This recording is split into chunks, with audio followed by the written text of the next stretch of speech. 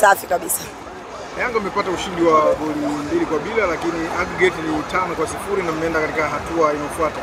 Kwa wewe, kwa ulivyoitazama timu yako, una kipi ambacho utakuzungumza? Acha kuzungumza, kwanza ni wapongeze wachezaji na benchi la ufundi kwa kile ambacho wamekifanya, kutambua umuhimu wa matokeo na kupambana kwa hali na mali kuhakikisha tunapata matokeo yatakayoweza kutuvusha kwenda hatua inayofuata. Anaimlalamikia kocha anatakiwa atambue kwamba benchi la ufundi la Young Africans ni benchi jipya sana ambalo limekuja likakuta wachezaji na wengine wamesajiliwa wakaja wakawakuta. Kwa hiyo ni lazima kocha aingie na kila mchezaji ambaye anaona ana uwezo wa kumpa kitu tofauti kwenye mechi ambayo anakuwa ameifesi kwa wakati huo. Na kitu kingine ni lazima atambue kwamba kuna kocha anatakiwa atengeneze kikosi chake ambacho hakitaweza kuingiliwa na mtu mwingine. Kwa hiyo bado anaitafuta chemistry ambayo yeye anahisi itakuja kumpa matokeo kwenye msimu mzima, kwenye mechi tunazoshiriki kwa wakati huo, kwenye ligi na hata kwenye michuano ya kimataifa. Tumeona amefanya mabadiliko kadhaa, ni kwa sababu kila mchezaji anampanga mchezaji kulingana na kitu anachomuofa kwenye viwanja vya mazoezi. Watu wengi wametupa maneno kwa kocha kwamba huyu kocha labda timu haifanyi vizuri. So kocha anayemzuia mchezaji kutengeneza nafasi, ila kocha anachokitengeneza ni chemistry na muunganiko wa wachezaji uwanjani, kujuana. Mchezaji fulani anakaa wapi, mchezaji fulani anakaa wapi, nikipiga pasi yangu inamkuta nani na nizuie kwa wakati gani, nishambulie kwa wakati gani.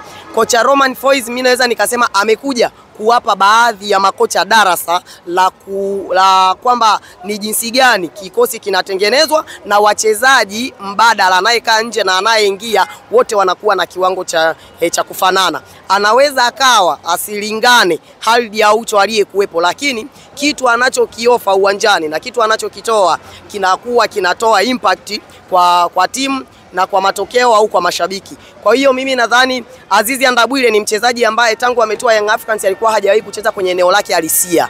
Alikuwa anachezeshwa anachezeshwa beki wa kati.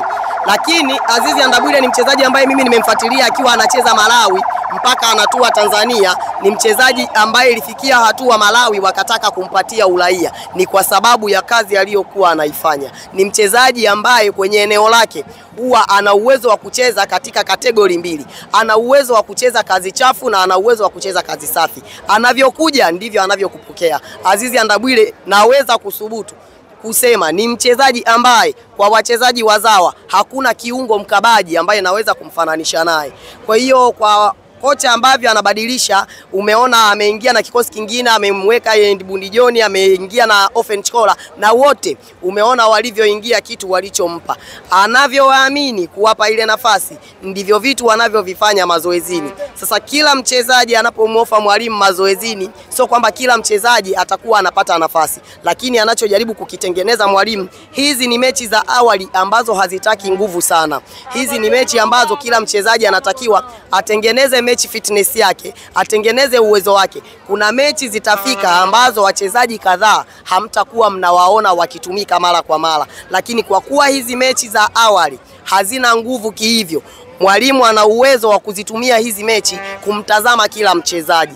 Pale Angola uliona Azizi Ndabwile ndiye aliyefungua dimba kwa kufunga goli la kwanza. Leo amescore, maana yake ni kitu ambacho mwalimu anaendelea kuimprove. Kuna wachezaji wa kimataifa wanaweza wakakaa bench na wachezaji wazawa wakaanza kwenye kikosi na wakapata nafasi. Na ukizingatia 2027 tuna hosti michuano ya AFCON, na hii ni cream inayotengenezwa. Edmund John ni mchezaji mzawa, Ofen Chikola ni mchezaji mzawa, Ndabwile ni mchezaji mzawa. Wote hao unawazungumzia vijana ambao wana uwezo wa kusafa mpaka 2027, wakawa kama watakuwa wamepata nafasi, wakawa kufika 2027 wakawa wameisha jipata kiasi kwamba tukawaona wanaitwa timu ya taifa. Na usishangae 2027 75% ya kikosi cha timu ya taifa wachezaji wakatoka Young Africans, kutokana na hiki anachokitengeneza mwalimu. Wachezaji wengi wazawa anawaamini.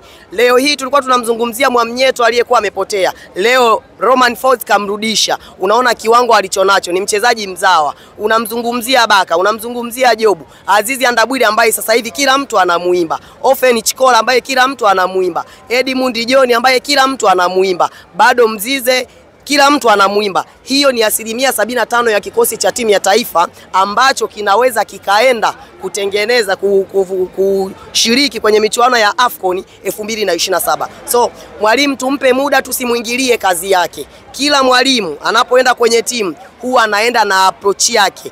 Pep Guardiola anaenda Manchester City, alipewa mikakati ya Manchester City, na Pep Guardiola akawaambia Manchester City, mnipe muda kwa kile mnachokihitaji, nipeni muda wa miaka kadhaa niwatengenezee timu, then nitatimiza kitu mnachokihitaji.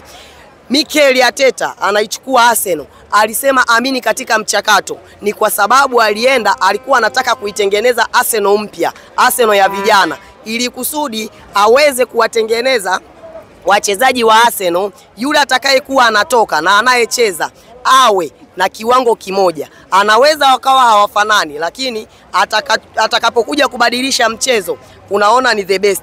Pamoja na kwamba Arsenal mpaka sasa hivi ni timu ambayo haijachukua ubingwa, lakini unaona jinsi gani imebadilika na jinsi gani inavyocheza. Hakuna timu ambayo inatamani sasa hivi kukutana na Arsenal. Umeelewa? Kwa hiyo mimi nadhani kocha tunatakiwa tumpe muda, tuheshimu kile anachokifanya sana, tumpe support na tusimvunje moyo, tunamtoa kwenye reli. Kile anachokitafuta naamini kuna watu watakuja kupiga magoti na kumuomba samahani.